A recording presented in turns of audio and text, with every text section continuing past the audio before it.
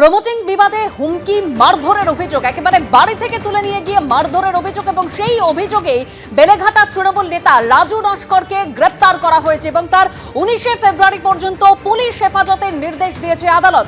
আরো তথ্য জানবো আমাদের প্রতিনিধি আবির দত্তর কাছ থেকে। আবির, দেখো, তোমাকে জানাই যে রাজু নস্কর তাকে ইতিমধ্যে পুলিশ হেফাজতের নির্দেশ দেওয়া হয়েছে এবং তার বিরুদ্ধে গত 13 তারিখে কেস নম্বর 27 যে অভিযোগ হয়েছে সেই অভিযোগে একাধিক জামিন অযোগ্য ধারায় মামলা রুজু করা হয়েছিল। যেটা জানা যাচ্ছে যে খুনের চেষ্টা, তাকে মারধর এবং ধারালো অস্ত্রের প্রয়োগে তাকে আঘাত করা, এই একাধিক ধারায় কিন্তু যেটা নন বেলেবল সেকশন বা জামিন অযোগ্য ধারা, সেই ধারাতে মামলা রুজু করা হয়েছিল।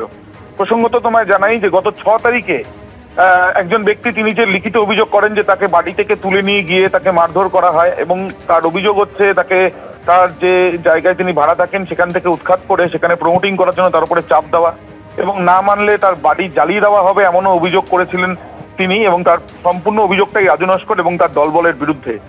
এরপর লিখিত অভিযোগ করলেও দেখা যায় পরবর্তীকালে ফের তার মা, যিনি একজন মহিলা বৃদ্ধা, তাকে বেধড়ক মারধর করা হয় এবং তাকেও আবার ফের মারধর করা হয়। এরপরে পুলিশের দ্বারস্থ হলে পুলিশ লিখিত যে অভিযোগ করে, অভিযোগের পর তার বাড়ির সামনে পুলিশ পোস্টিং করা হয়েছে এবং রাজু নস্করকে গতকাল বাইপাসের সামনে থেকে ধরা হয়।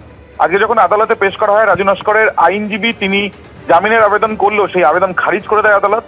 পুলিশের তরফ থেকে পাবলিক প্রসিকিউটর তিনি সওয়াল করেন যে এই তদন্ত এগিয়ে নিয়ে যাওয়ার জন্য হেফাজতের প্রয়োজনীয়তা রয়েছে এবং সেই জন্য তারা 14 দিনের হেফাজতে চাইছেন রাজু নস্করকে। সওয়াল জবাবের পর আদালত 19 তারিখ পর্যন্ত রাজু নস্করকে হেফাজতের নির্দেশ দিয়েছে। তোমাকে এটাও জানাই যে এই ঘটনায় গতকালকেই দুজনকে গ্রেপ্তার করে আদালতে পেশ করা হয়েছিল। তাদেরও 19 তারিখে ফের শুনানি রয়েছে। 19 তারিখে রাজু নস্করকে ফের আদালতে পেশ করা হবে। আজকে যখন রাজু নস্করকে নিয়ে আসা হয় আদালতে, তারপর দেখা যায় তার অনুগামীদের ভিড় বেরোনোর সময় তারা কিন্তু তার যে প্রিজন ভ্যান, সেই প্রিজন ভ্যানের চারিদিকে তারা দাঁড়িয়েছিলেন এবং এই ঘটনায় অনেকেই জড়িত বলে প্রায় 40 জনের মতন এসেছিল বাড়িতে, এমনটাই অভিযোগকারী যে অভিযোগ করেছিলেন। বাকি সবাইকে পুলিশ ধরে কিনা এখন সেটাই দেখার। ধন্যবাদ আবির। ভোটের মুখে গ্রেপ্তার বেলেঘাটা তৃণমূল নেতা রাজু নস্কর, 19শে ফেব্রুয়ারি পর্যন্ত পুলিশ হেফাজতের নির্দেশ দিয়েছে আদালত।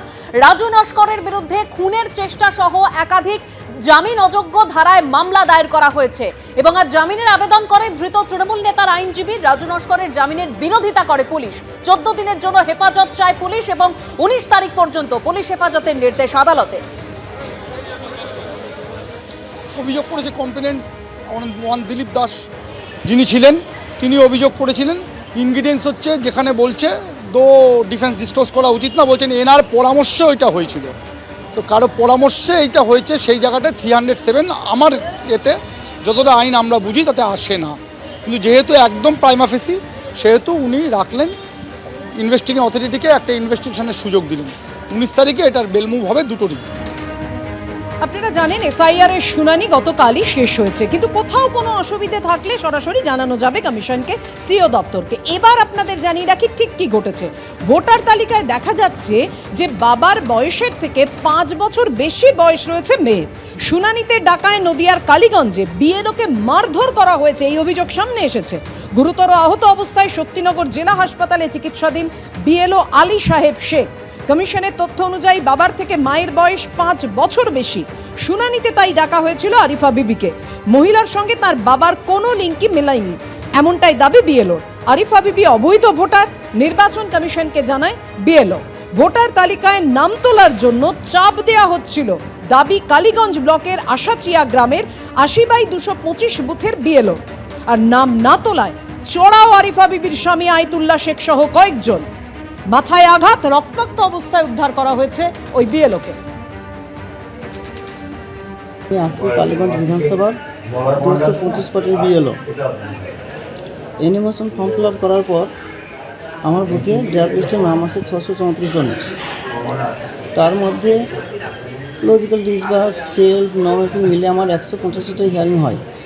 তোগুলো হিয়ারিং হচ্ছে, তার মধ্যে আমার মনে হয়েছিল যে 3 জন ভোটার অবৈধ এবং তার একটা লিস্ট আমি AERO এবং সুপারভাইজারকে জানাই।